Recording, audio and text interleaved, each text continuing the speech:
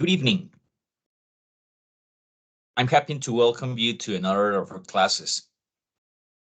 Lo que vamos a aprender hoy son los pronombres relativos, entonces siéntense cómodamente para que comencemos. Lo que en este momento están viendo en pantalla, vamos a ver los materiales que vamos a utilizar hoy. Por un lado tenemos Grammar Monster. Recuerden que ahora también estamos basándonos en el temario de Books for Languages. Tienen una sección para inglés, entre otros idiomas. Les comento que esta URL necesita un tratamiento para poder ingresar al sistema, porque tiene una configuración errada del lado técnico. Entonces, Google Chrome manda un mensaje de alerta cuando uno ingresa porque no es una conexión cifrada, entonces es hackeable. Esto se puede evitar escribiendo sin espacios cuando aparece la advertencia: This is unsafe.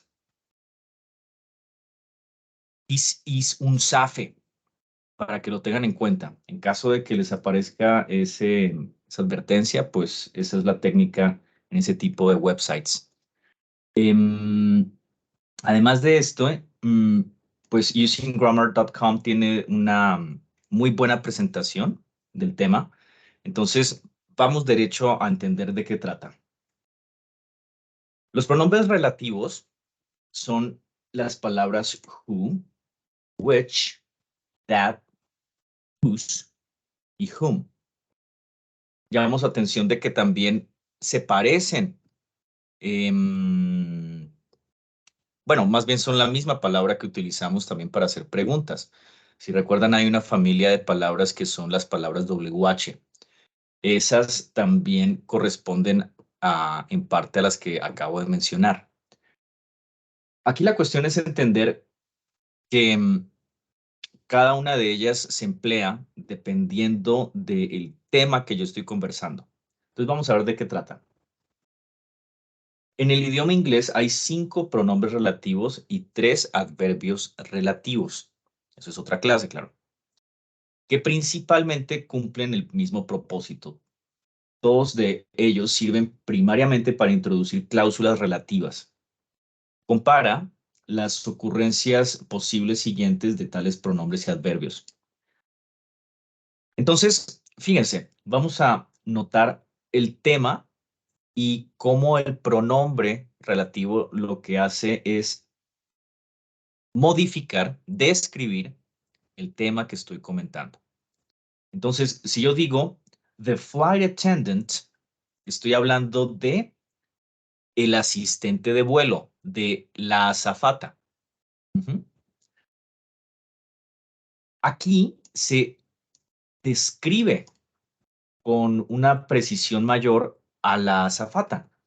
Aquí dice la azafata o el asistente de vuelo que me ayudó, que me ayudó. Finalmente viene el complemento de la oración, pero si realmente verificamos de qué trata exactamente el pronombre relativo, podríamos cortarlo en lo que está sombreado en azul nada más. Who helped me significa que me ayudó.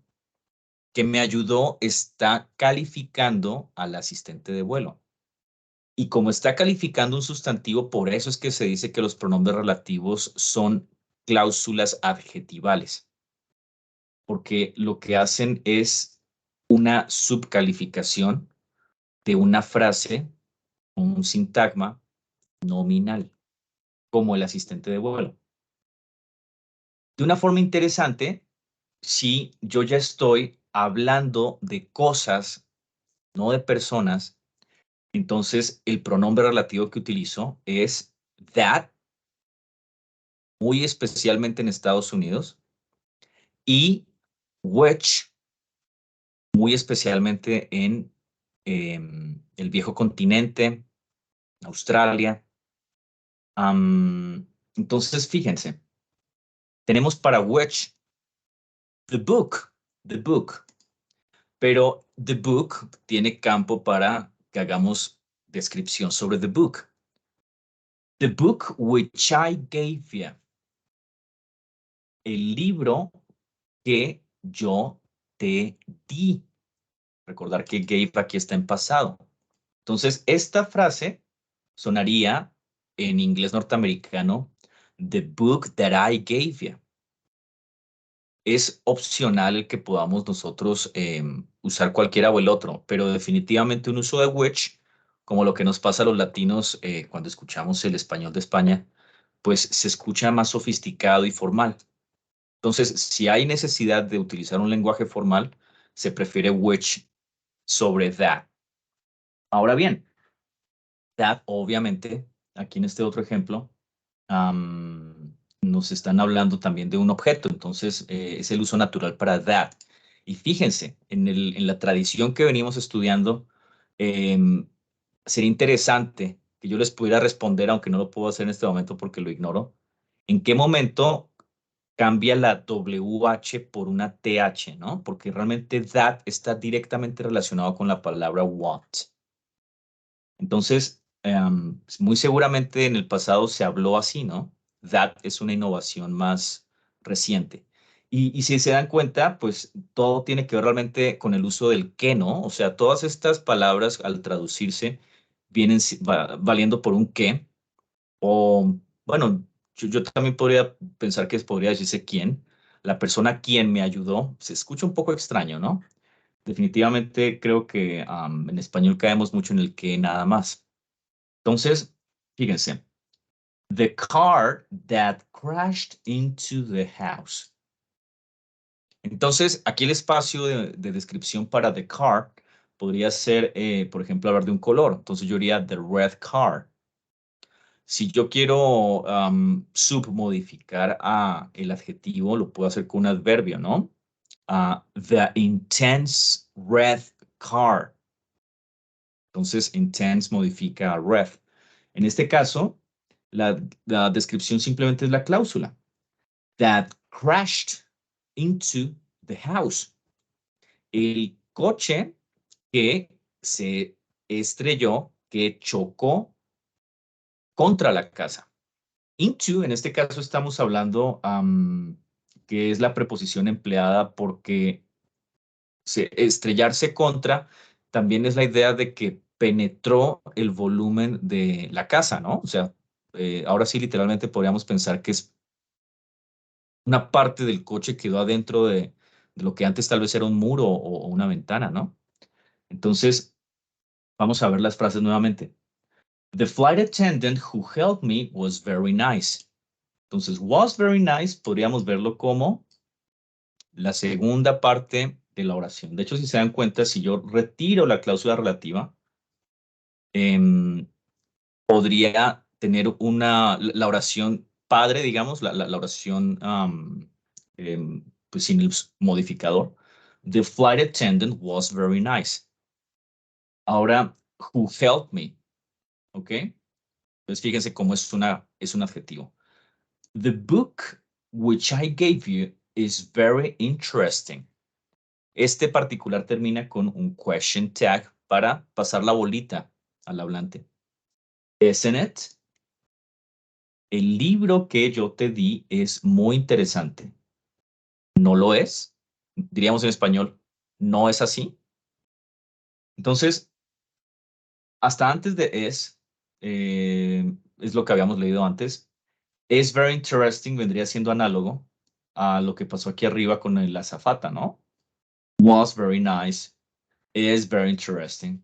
Entonces, si se dan cuenta, todo lo que está siendo resaltado viene siendo el sujeto de estas oraciones. Aquí tenemos otra vez, the car that crashed into the house is completely damaged. Bueno, fue un gran choque. Eso es lo que está diciendo. El carro que se estrelló contra la casa está completamente dañado, completamente averiado. Whose. Whose es otro pronombre, pero tiene un giro, porque vendría equivaliendo en español a cuyo, cuya, cuyos, cuyas. Es decir, establece una relación entre el sintagma nominal y está haciendo del sintagma un caso posesivo. O sea, yo en español, por ejemplo, voy a hacer la traducción de lo que está aquí. Mi amiga Sandra, cuyos hermanos viven en Australia, está yendo para visitarme. Esto es traducción palabra a palabra. Obviamente en español no hablamos exactamente así. Diríamos, me visitará, ¿ok? Pero bueno, como ustedes ya lo han visto conmigo, el futuro continuo, perdón, el presente continuo con going to, se utiliza para hablar de planes. Entonces, lo utilizamos, tenemos una forma gramatical de hablar del futuro utilizando el continuo de going to. Entonces, en este caso, my friend Sandra está siendo descrito por cuyos hermanos viven en Australia. Ahora sí que si tengo varias amigas Sandra, hay una de ellas que tiene esta particularidad y que de esa manera esta cláusula adjetival estaría entonces cerrando el significado de exactamente a cuál Sandra me refiero. Entonces, digan conmigo, my friend Sandra, whose brothers live in Australia, is going to visit me. Ahora bien, además de cuyos, tenemos quién. Quién está directamente relacionado con who. Aquí who y whom vendría siendo la parejita a comprender. Pero, ¿qué pasa? Who es un pronombre que se utiliza exclusivamente cuando yo hago una descripción de un sintagma nominal en el sujeto de una oración. Sin embargo, si por alguna razón el mismo sujeto de la oración puede verse como el objeto de un verbo, entonces yo puedo utilizar la palabra whom en vez de who. Whom algunas veces es confundido como una versión formal de who, pero no es el caso. Realmente lo que hay que entender es que si estoy parado en el sujeto, entonces lo correcto es utilizar who. Pero si por alguna razón estoy metiendo un verbo que podría transitar sobre el mismo objeto del sujeto, entonces tengo la posibilidad de utilizar whom. Se hace mucho para establecer un contexto formal porque la palabra whom está en un proceso de extinción. Es decir, el inglés futuro, los lingüistas ya ven que va a perder a whom. De la misma manera que se han perdido numerosísimas palabras del inglés para simplificar la lengua. Finalmente es lo que ha venido ocurriendo con ese idioma. Se ha vuelto cada vez más simple en su gramática para centrarse en particularidad, o sea, con mucha particularidad nada más en todos los usos que pueden tener eh, pequeñas y simples palabras, en vez de que el hablante tenga que aprender para casos específicos, palabras específicas. Entonces realmente todo se está homogeneizando a un conjunto reducido, a un conjunto mínimo. Entonces al futuro ya no vamos a utilizar whom. Seguramente podría ocurrir en nuestro tiempo de vida. Sin embargo, hagamos la traducción. Whom es la forma en el objeto del pronombre relativo who y es utilizada eh, casi solamente en inglés formal y escrito para personas. En el inglés informal y hablado, el pronombre who se prefiere sobre whom. Pero como todo, si yo tengo una necesidad de establecer un impacto, es bueno que yo utilice el léxico acorde, ¿no? Entonces, la chica, la niña, quien Peter conoció el otro día, Tiene 28 años. Eso es lo que yo haría transliterando al español. Hice una adaptación. Si me voy palabra a palabra, sería la niña que Peter conoció el otro día es vieja de 28 años. Naturalmente así no hablamos. Por favor, digan conmigo. The girl whom Peter met the other day is 28 years old.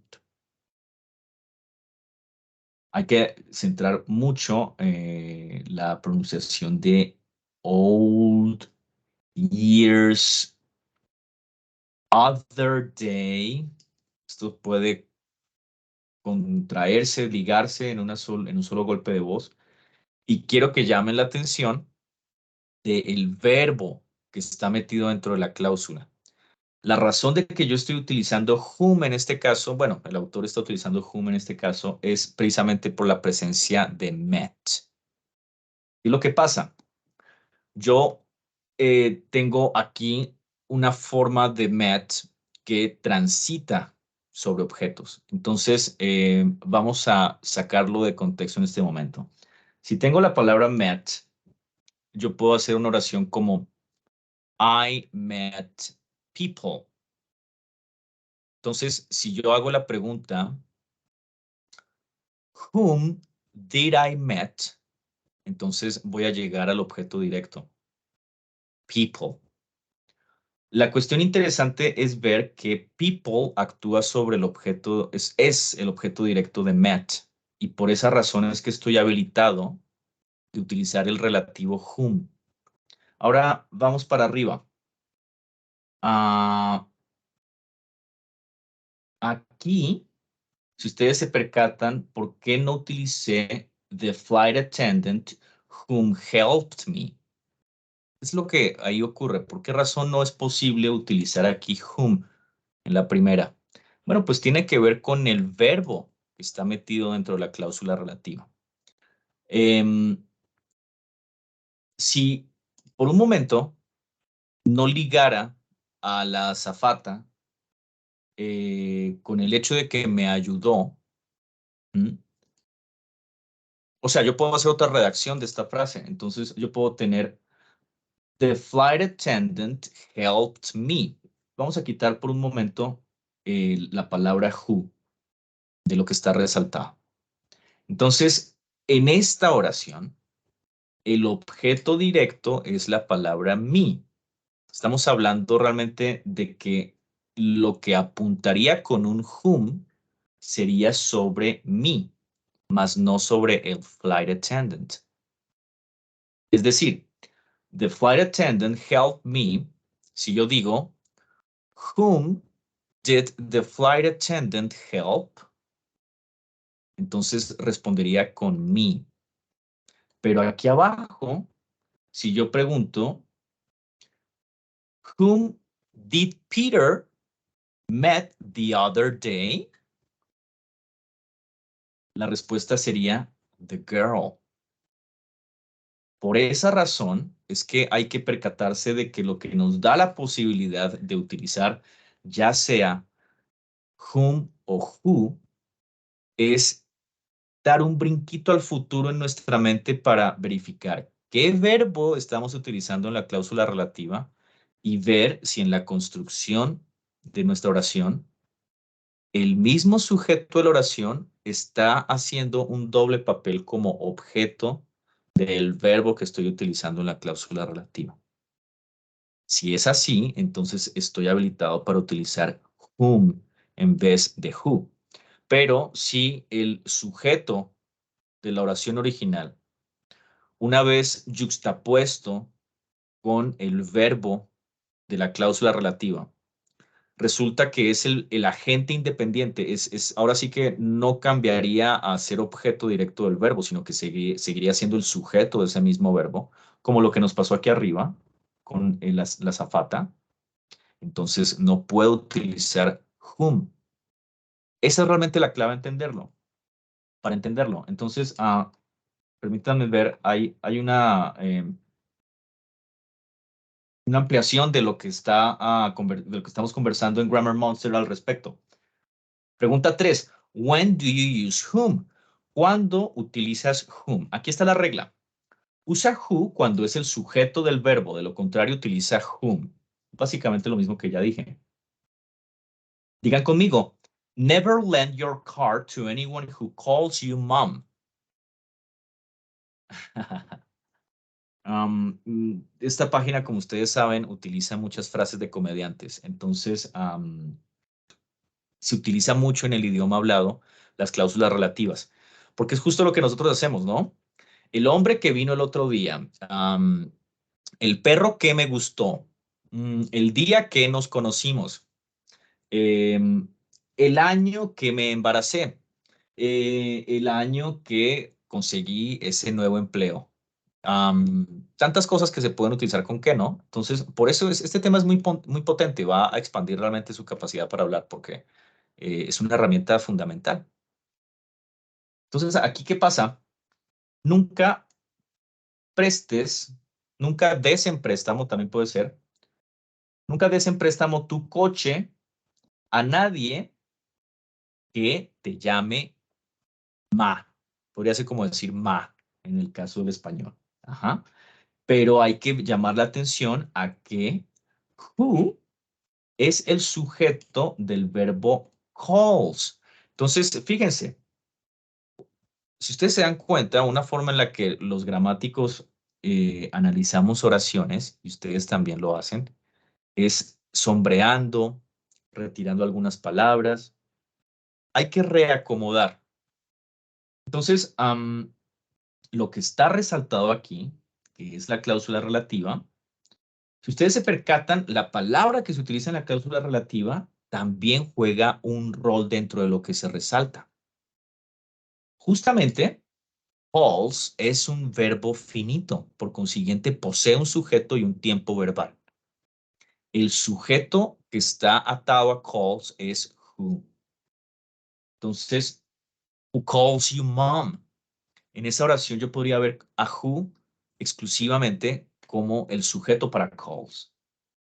Veamos ahora qué pasa para una versión con whom. Y aquí digan conmigo, Irma Bombeck es una autora, ¿verdad? Escritora. Entonces dice una variación, never lend your car to anyone whom you have given birth to. Entonces es es una transposición de la misma oración previa, pero utilizando otros verbos que ya podrían permitir que este sintagma nominal se vea como un objeto que utiliza el verbo interno que está dentro de la cláusula relativa. Ajá. Aquí en paréntesis nos dice, whom no es el sujeto de un verbo. Claro, ¿de qué verbo? Pues del verbo que está en la cláusula relativa. Ajá. Aquí en español dice, nunca des en préstamo tu carro, tu auto, a nadie al que tú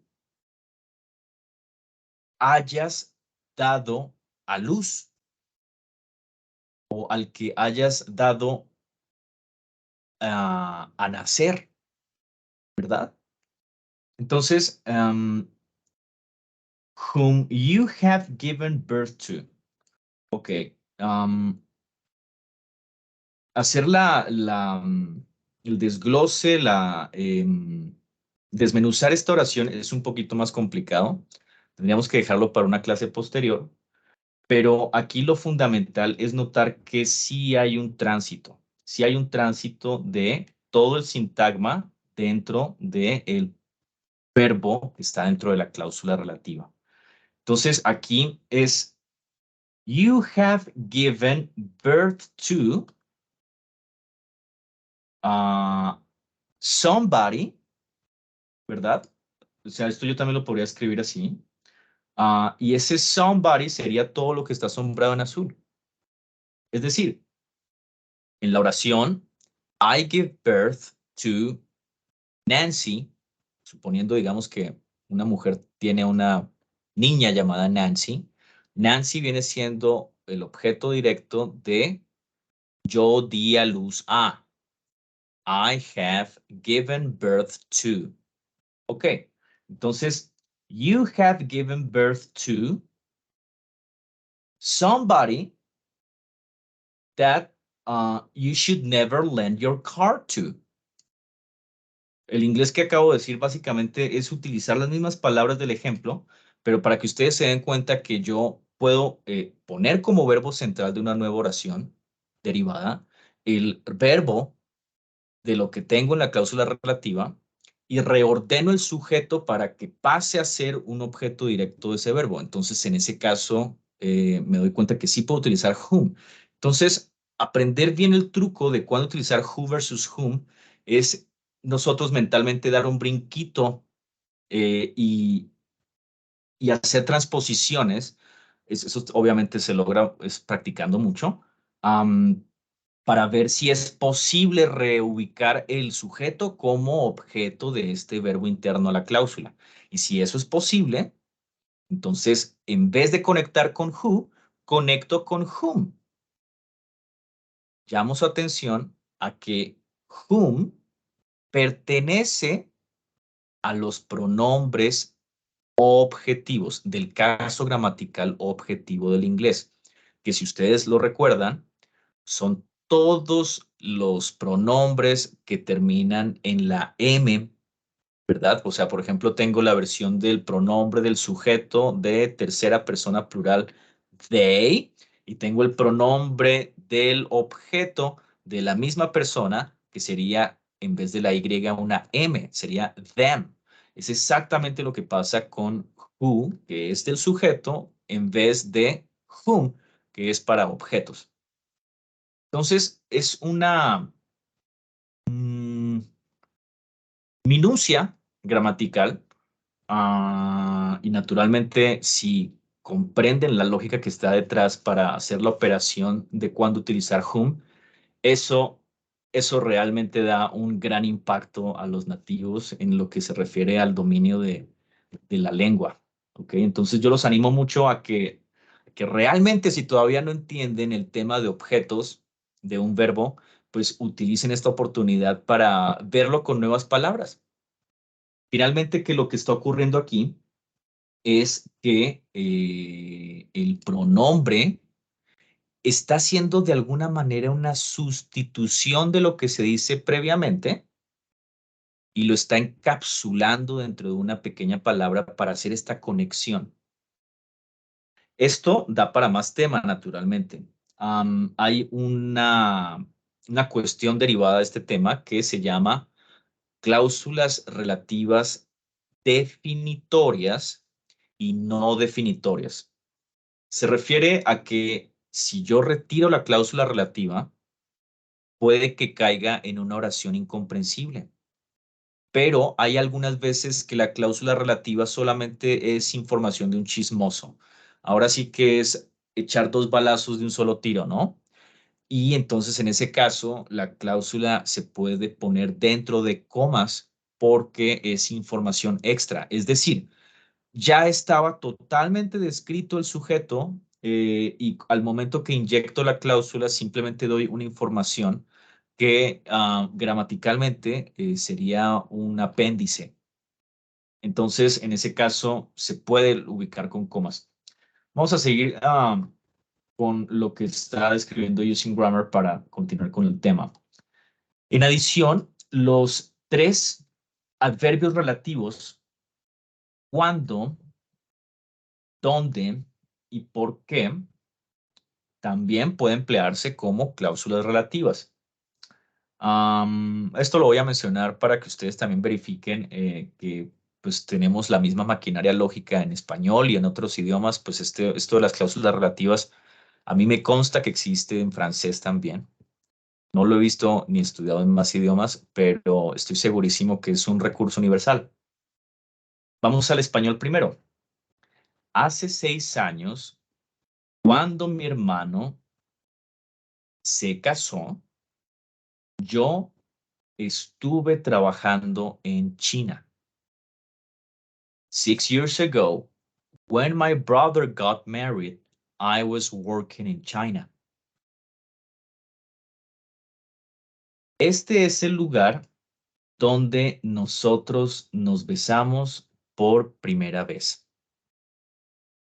This is the place where we kissed for the first time.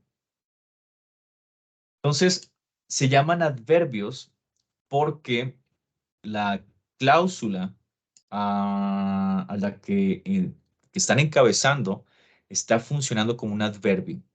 ¿Por qué? Porque en gramática, cuando yo utilizo una cláusula para describir tiempo, el momento en el que ocurre el verbo o la ubicación donde ocurre el verbo, son características que están, perdónenme la redundancia, directamente atadas sobre el verbo. Es decir, son adverbios, son adverbiales. Realmente eso sería la definición correcta.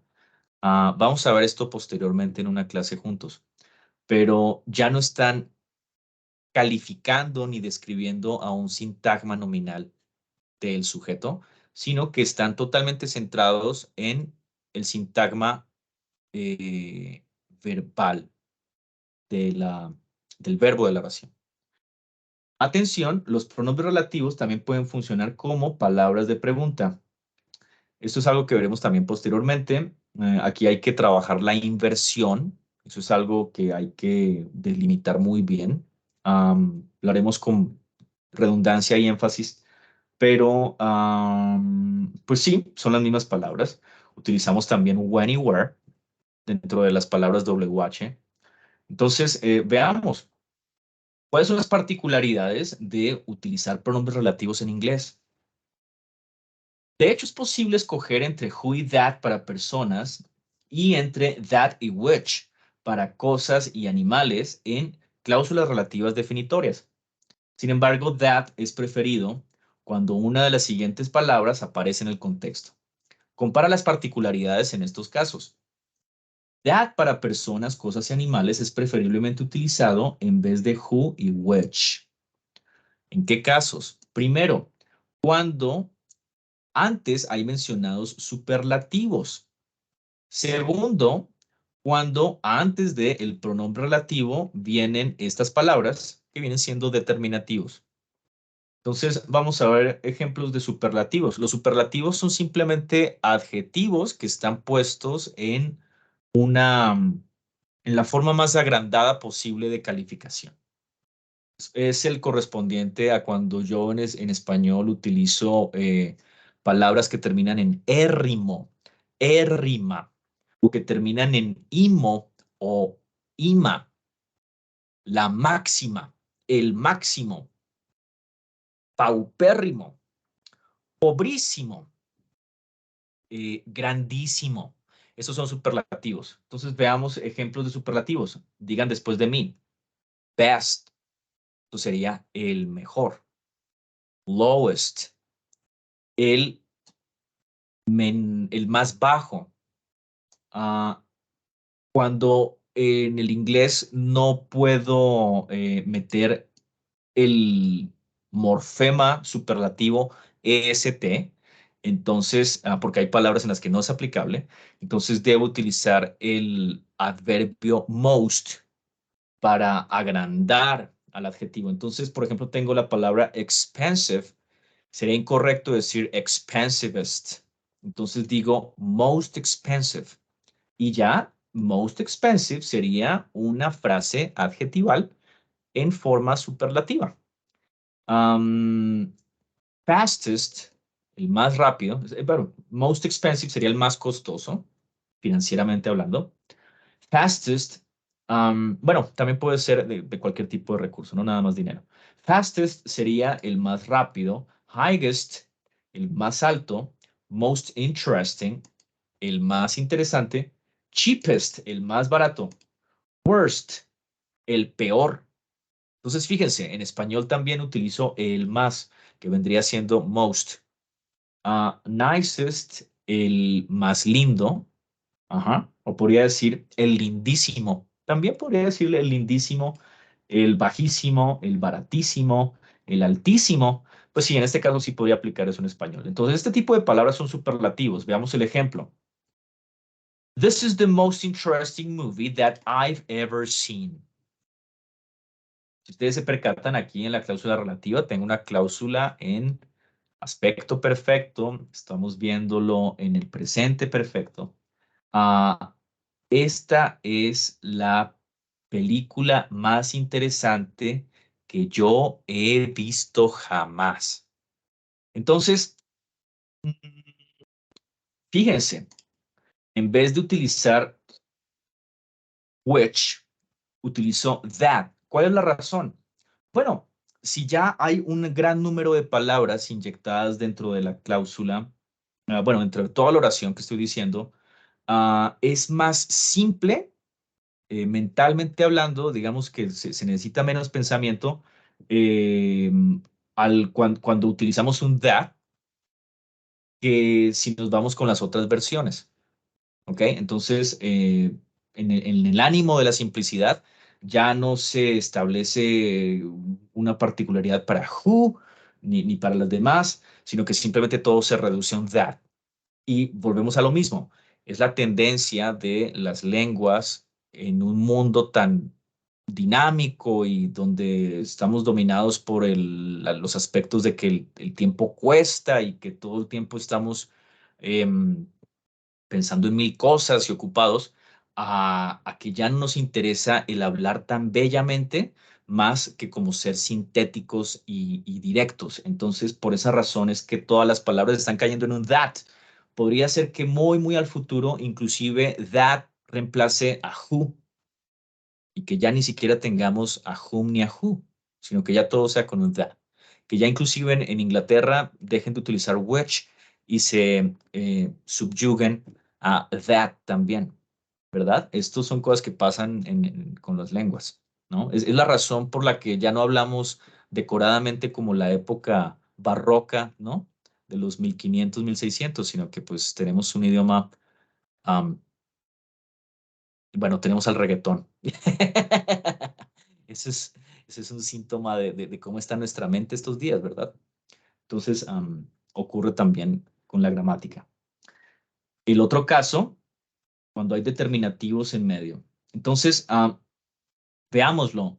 This is the only key that opens the lock. This is the only key that opens the lock. Esta es la única llave que abre la cerradura. Is there anything that we can do for you? Aquí viene a ser una pregunta.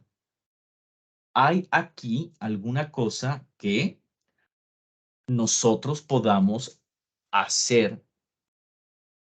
Do es hacer por usted o por ti. Recuerden que you es un pronombre genérico para referirnos a cualquier segunda persona, ya sea en una manera íntima, utilizando tú, o una manera formal, poniendo la distancia de usted, o en el número plural, ustedes, ¿verdad? Sería el caso para español. Bueno, en el caso del español también hemos dejado de utilizar el vosotros y vos, ¿verdad? Bueno, hay en Latinoamérica un espectro, pero definitivamente se ha simplificado también. Ahora sí que los anglosajones nos llevan un pasito adelante de simplificación y ya también tiraron el tú. El tú en inglés antiguamente era though, Thou, pero ahora todo though también ha sido eliminado y todo se dice you. Entonces, las notaciones de contexto formal se hacen utilizando otro tipo de palabras. Entonces, verifíquese que that tiene una tendencia glotona porque es el caso más simple y es el que está dominando a medida que el tiempo progresa. Veamos otros ejemplos que tenga por aquí Grammar Monster al respecto. O no, mejor vamos a irnos directamente sobre ejemplos que tenga Books for Languages. Entonces, se habla de pronombres relativos en dos partes del sistema. Específicamente vamos a ver la parte más simple, es decir, la que va en el libro A1 de gramática. Entonces, veamos ejemplos directamente. We are waiting at the bus stop, which is near the supermarket. Nosotros estamos esperando en la parada de autobús que está cerca del supermercado. Aquí hay una coma. Este es un tema pues, un poco más avanzado de redacción. ¿Cuándo se utiliza una coma? ¿Cuándo no? Tiene que ver cuando el sintagma nominal ya está totalmente descrito previamente y es una cláusula relativa no definitoria. Entonces, en ese caso, como es información adicional, se pone una coma. She is an air hostess for the airline which Mary works for. She is an air hostess for the airline which Mary works for. Ella es una anfitriona de aire para la aerolínea en la que Mary trabaja o para la que Mary trabaja. Entonces, hay alternativas de traducción en español. Como se acaban de dar cuenta, acabo de decir para la que, en la que, ¿verdad? Entonces, pues habría que hacer acomodamientos, pero finalmente caigo en un qué, ¿verdad? Pero sin embargo, aquí se dice which. En la presencia de which inmediatamente me pone en un contexto más formal, algo que suena más británico, ¿ok? Suena más viejo continente. She is an air hostess for the airline that Mary works for. Eso sería inglés norteamericano. We are going on a train which has free internet. Nosotros estamos yendo en un tren que tiene internet gratis. I am the one who parked the car. I am the one who parked the car. Por favor, cada vez que yo diga una frase, den la pausa para repetir. Yo soy el que estacionó el coche. Entonces, fíjense, es un tema demasiado importante. Ahora sí que tiene todo el potencial para que ustedes utilicen una gran cantidad de verbos. ¿Por qué? Porque una técnica muy utilizada en relación con los pronombres relativos es que las utilizo dentro de oraciones donde el verbo léxico principal de primer nivel es to be. Es decir, yo estoy haciendo descripciones de situaciones y las etiqueto con un adjetivo, ¿verdad? Por ejemplo, I am the one. Yo soy. Bueno, pero one se puede describir, no está totalmente descrito one. Es decir, yo puedo adjetivizar a one. Yo soy quien estacionó el coche. Yo soy el que estacionó el coche, ¿verdad? Entonces, es muy importante el tema este.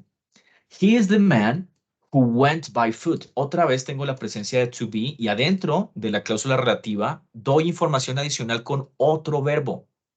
Entonces, fíjense, las cláusulas relativas sirven como dos disparos de una. Estoy mandando mucha información dentro de la misma oración, ¿verdad? Entonces, es algo es muy útil. Él es el hombre que vino a pie. Recordemos que utilizo la preposición by cuando yo estoy mencionando el medio de transporte. He is the man who went by plane.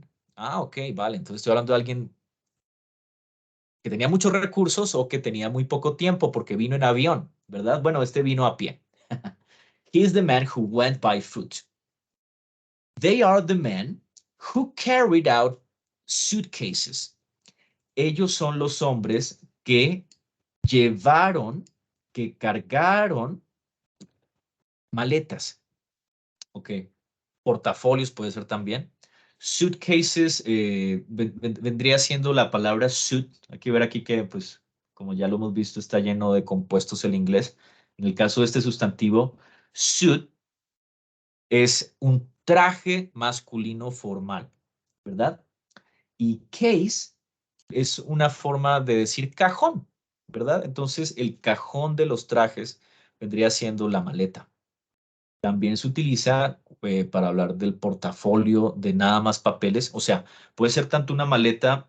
El punto es que tenga suficiente rigidez para proteger lo que está dentro. Entonces, no se aplica cuando la maleta tiene una construcción blanda, ¿no? O sea, cuando nada más está hecha de tela. Realmente tendría que tener adentro una estructura rígida para proteger el contenido. Ahora sí que es una caja, ¿no? De todas formas, una caja muy decorada. Em, I bought. Ojo con este pasado de buy. Se dice marcando la D a la Donald Trump. I bought. Entonces, si yo levanto el rostro, se ve la postura, ¿no? Donde hago la marca de la D. I bought. Realmente es una T, pero bueno, ya ven que hay una transición de posturas. I bought the mobile phone that you told me about. Digan conmigo, I bought the mobile phone that you told me about. Otra vez con about. Si yo marco las T's con mucha fuerza, se escucha británico. No se habla así en este continente. Entonces las marco nada más, no las digo, no soplo, o sea, solamente es un apoyo breve. Se hace con D de dedo. Yo compré los teléfonos móviles, bueno, el teléfono móvil del que tú me hablaste. The ship that I went on yesterday was great. Vuelvo a lo mismo. Ship no está suficientemente descrito. Ship, yo podría decir, si lo comienzo a escribir, lo puedo escribir con adjetivos. The red ship. Entonces, ¿qué pasa si yo digo the red ship? Si yo digo the red ship, ya lo describí totalmente porque ya estoy diciendo que me refiero a la nave, al barco rojo. Recordar, la palabra ship es diferente de boat. Boat puede ser una lancha, pero ship ya se entiende como una nave que tiene una estructura suficientemente compleja, ¿no? Entonces aquí ya estamos hablando, por ejemplo, de un crucero, puede ser un buque de guerra. Realmente la palabra sería buque, ¿ok?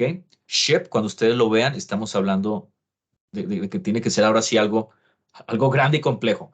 Un submarino puede ser un ship o como se utilizan los compuestos, una nave espacial, spaceship, ¿verdad? Entonces, no es una lancha del espacio, ¿verdad? Es algo, es algo realmente complicado, ¿no? Entonces, ese es el uso de ship en inglés. Um, ¿Cómo se describe ship?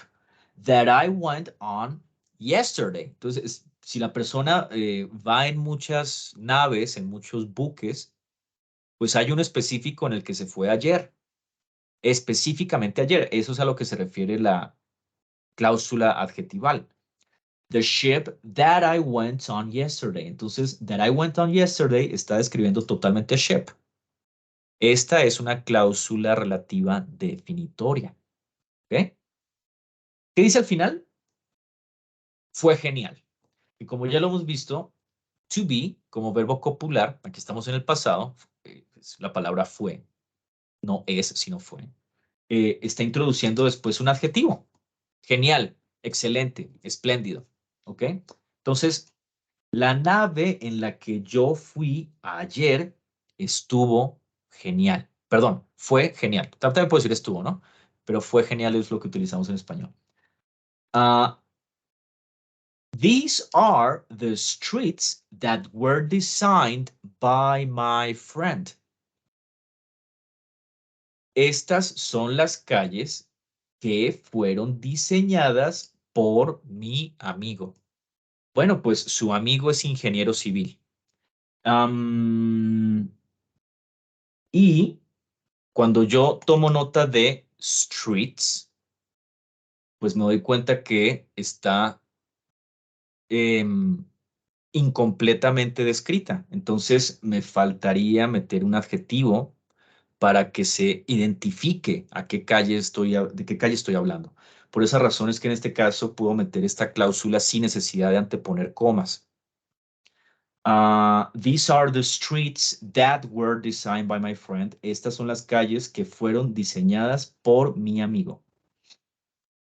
Finalmente, llamo su atención de recordar el uso. Aquí se pone con lo que parece una palomita, un visto bueno, a la categoría que corresponde cada una de los pronombres. Entonces, which lo puedo utilizar solamente para cosas. Who lo puedo utilizar solamente para gente. Y that lo puedo utilizar universalmente. De ahí que that está comiéndose todo. Ok. Resumen, summary. Relative pronouns are used to introduce relative clauses. They refer to people or things by replacing the subject expressed in the main clause to avoid the repetition of it in the relative clause. They usually come after nouns and can refer to singular or plural without any difference between male and female. They are which for things in the UK, who for people, and we can also use whom, and that for both people and things. For example, this is the restaurant which has an Italian menu. Aquí estoy hablando de un lugar, por esa razón, which. This is the restaurant which has an Italian menu. The man who owns this restaurant is Italian. Fíjense qué interesante. Aquí estamos solamente en un dominio semántico y se utilizan los tres pronombres. Es un gran ejemplo para comprender mejor y cerrar el tema. The man who owns this restaurant is Italian. Entonces, the man está subdescrito porque hay muchos hombres. ¿Cuál hombre? Ah, el dueño del restaurante. El hombre que adueña este restaurante es italiano. Por eso utilizo who. Ok. Porque estamos hablando de una persona. Y sin embargo, en el inglés descomplicado, puede ser that. The man that owns this restaurant is Italian. Entonces, notar cuál es el verbo relativo de la cláusula relativa. To have. Aquí es to own. Y own es adueñar, poseer. Se refiere obviamente a que es parte de tu patrimonio. Ok. Bien, esto cierra el tema por hoy. Los invito a que vayan a sus respectivos master files para que verifiquen las URLs de lo que estoy compartiendo en este momento. Voy a poner las tres fuentes y naturalmente estoy abierto para sus preguntas cuando nos volvamos a ver en clase. No queda además desearles an excellent Merry Christmas for you and your family. You have a wonderful evening and we'll see you again soon. Bye-bye.